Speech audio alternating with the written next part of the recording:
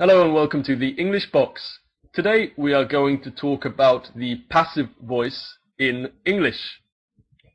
So let's start by considering what an active sentence is. On the whiteboard in front of you, you have three examples of active sentences. Number 1, John washes the dishes.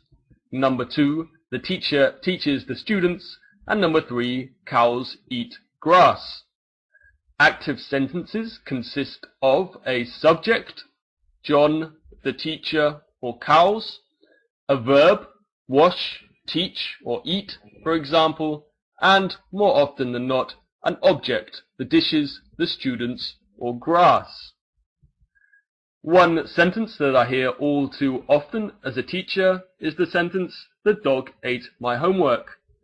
In fact, I hear it so often from one student, we could say the dog eats his homework once a week. This is an active sentence in present simple.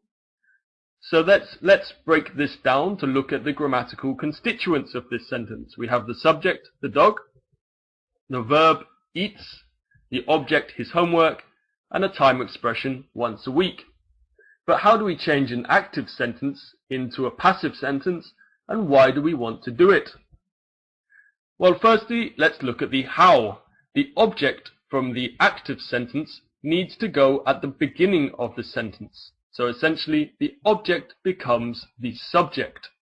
This is then followed by the auxiliary verb to be and the past participle of the main verb. The subject becomes the agent and is introduced by the preposition by. So let's look at our example in passive. We have the active sentence, the dog eats his homework once a week. His homework becomes the subject of the passive sentence. Then the verb to be is. Then the main verb eat in past participle form, eaten. Then the agent introduced by the preposition by the dog. And finally the time expression, once a week. So, his homework is eaten by the dog once a week. But why do we use the passive? Well, the passive is used to accentuate the importance of the object or give information when we don't know the subject of the sentence. So, his homework is eaten once a week. Perhaps we don't care who eats it. The main thing is he does his homework. Or we don't know who or what ate it. We don't know if it was a dog, a hamster, or his little brother. To change the tense of a passive sentence is very, very easy. All you have to do is to change the form of the auxiliary verb to be. For example, the dog eats his homework once a week. Present simple. His homework is eaten by the dog once a week. Present simple passive. Past simple active. The dog ate his homework last week. Past simple passive. His homework was eaten by the dog last week. So here we have some examples of activities the English Box students did yesterday. Thousands of people watch television every day. In passive, television is watched by thousands of people every day. Hundreds of people built, past simple, the cathedral in Wales. The cathedral in Wales was built by hundreds of people.